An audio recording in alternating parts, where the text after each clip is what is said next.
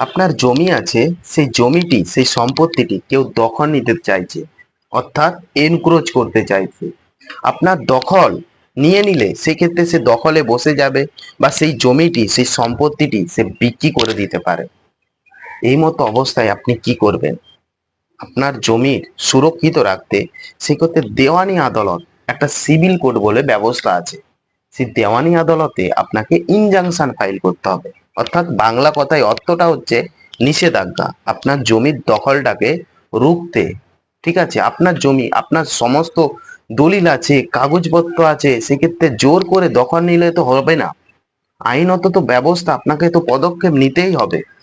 সেই ক্ষেত্রে সিপিসি বলে আইন আছে ভারতের আইন ব্যবস্থায়, অর্ডার 39, রুল 1-2।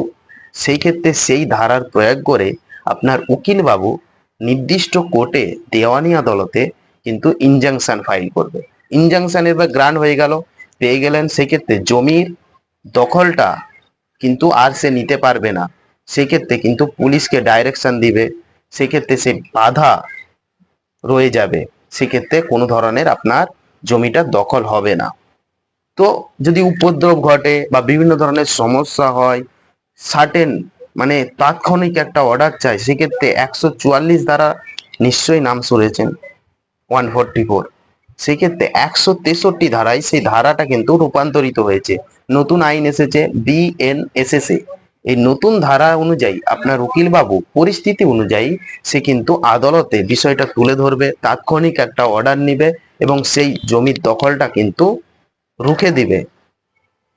তো জমি সংক্রান্ত বা সম্পত্তি সংক্রান্ত যে কোনো আইনি আপনাদের যদি ডিসপিউট থাকে, সমস্যা থাকে, অবশ্যই যোগাযোগ করবেন। আর আমার চ্যানেলে নতুন হয়ে থাকলে সাবস্ক্রাইব করে পাশে থাকবেন এবং নিচে দেয়া নাম্বারটিতে যদি কোনো ধরনের আইনি পরামর্শ নিতে চান অবশ্যই যোগাযোগ